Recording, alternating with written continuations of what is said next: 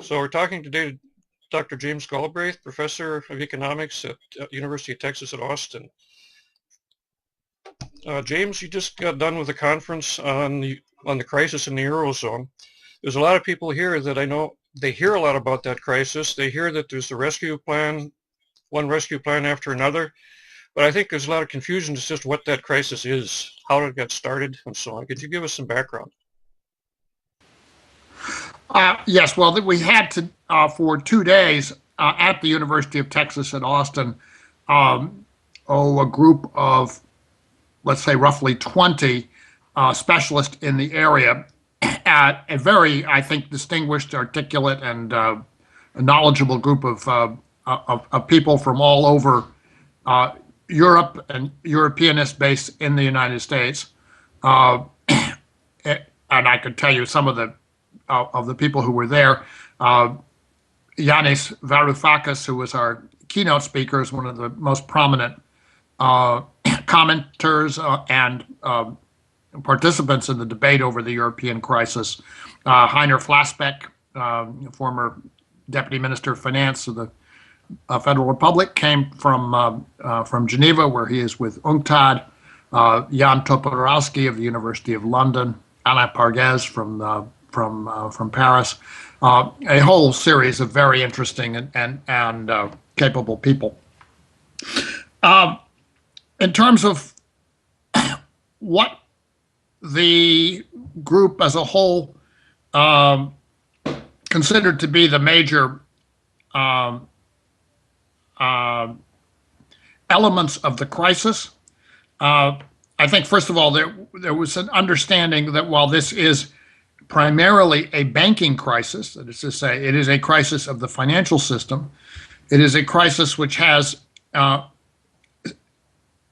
its major effect is to impose a vast divergence on the patterns of economic performance inside Europe. It is crushing the economies of the European periphery while having relatively little effect so far on, let's say, Germany and her closest neighbors.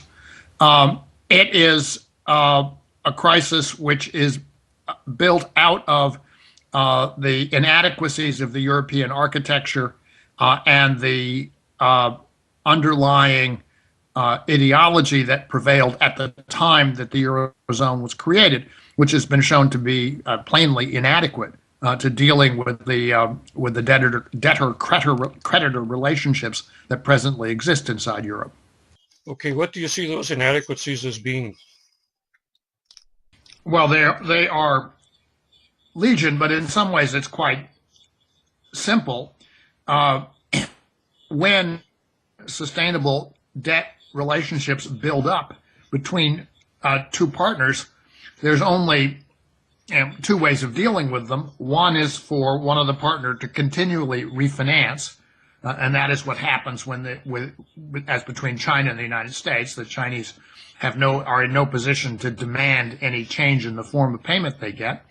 And the other is for the creditors to write down the debts, which is what has happened in, let's say, Latin America after the crisis of the 1980s.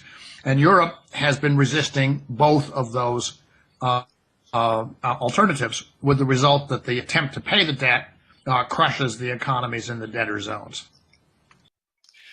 How did this actually get started? And we've discussed before the trade imbalances with Germany and other countries. Well, that was a major theme, particularly of Heiner Flassbeck and of Jörg Bibo, the two participants who were from Germany. And what they showed in very simple graphic form was that since the origin of the euro, Germany has pursued a policy of essentially zero wage growth, zero growth in unit labor costs. So you're having one country which is acting as an outlier in Europe with very low growth of wages. France, on the other hand, was hitting roughly the targets, 2%, that were built into the way the ECB is conducting business, and the other countries were a little bit high, with the result of vast divergence between Germany and everybody else, a vast increase in German competitiveness and a vast increase in the German trade surplus. Its accounting correspondence is the deficits and the accumulating debts in all of the other countries. So at some level, it is the imbalances that give rise to the problem. The imbalances, though, are not themselves necessarily problematic. The United States has a massive imbalance with China, and there is no crisis. And it is the difference in the way in which the imbalances are handled that is the most important thing.